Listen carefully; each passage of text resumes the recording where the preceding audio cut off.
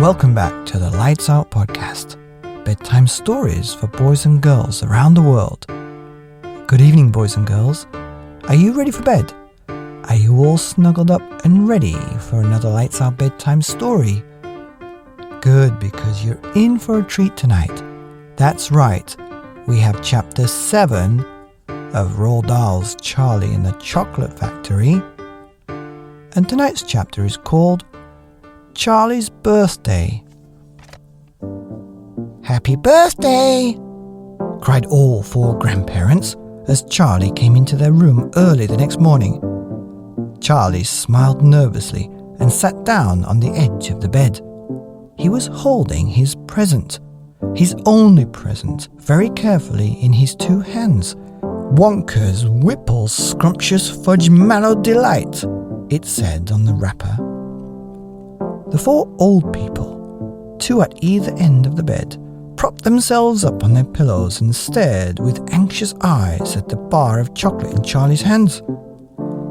Mr. and Mrs. Bucket came in and stood at the foot of the bed, watching Charlie. The room became silent. Everybody was waiting now for Charlie to start opening his present. Charlie looked down at the bar of chocolate. He ran his fingers slowly back and forth along the length of it, stroking it lovingly, and the shiny paper wrapper made little sharp crackly noises in the quiet room. Then Mrs. Bucket said gently, "You mustn't be too disappointed, my darling, if you don't find what you're looking for underneath the wrappers. You really can't expect to be as lucky as all that." "She's quite right," Mr. Bucket said.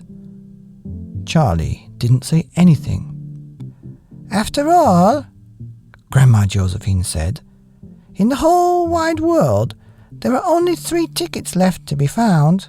The thing to remember," Grandma Georgina said, "is that whatever happens, you'll still have the bar of chocolate. Wonka's Whipple Scrumptious Fudge Mallow Delight," cried Grandpa George. "It's the best of them all. You'll just love it."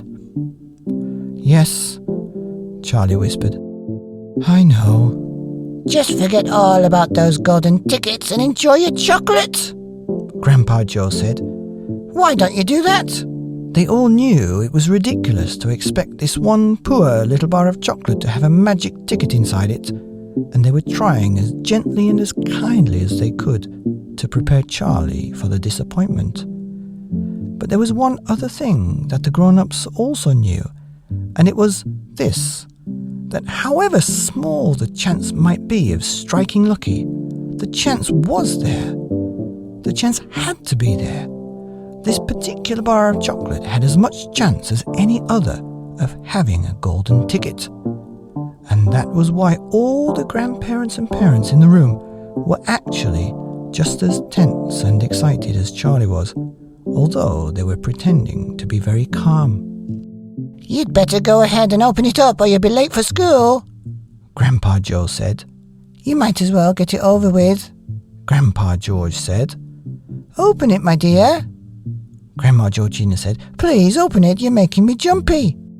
Very slowly, Charlie's fingers began to tear open one small corner of the wrapping paper. The old people in the bed all leaned forward, craning their scraggly necks. Then, suddenly, as though he couldn't bear the suspense any longer, Charlie tore the wrapper right down the middle, and onto his lap there fell a light brown, creamy-coloured bar of chocolate. There was no sign of a golden ticket anywhere. "Well, that's that," said Grandpa Joe brightly. "It's just what we expected." Charlie looked up. 4 kind old faces were watching him intently from the bed. He smiled at them, a small, sad smile, and then he shrugged his shoulders and picked up the chocolate bar and held it out to his mother and said, "Here, Mother, have a bit. We'll share it. I want everybody to taste it." "Certainly not," his mother said. And all the others cried, "No, no, we wouldn't dream of it. It's all yours." "Please," begged Charlie, turning round and offering it to Grandpa Joe. But neither he nor anyone else would even take a tiny bit. "It's time to go to school now, my darling," Mrs. Bucket said, putting an arm around Charlie's skinny shoulders. "Come on, or you'll be late."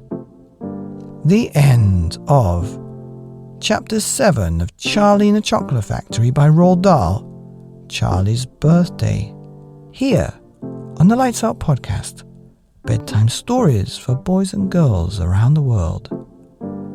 Good night.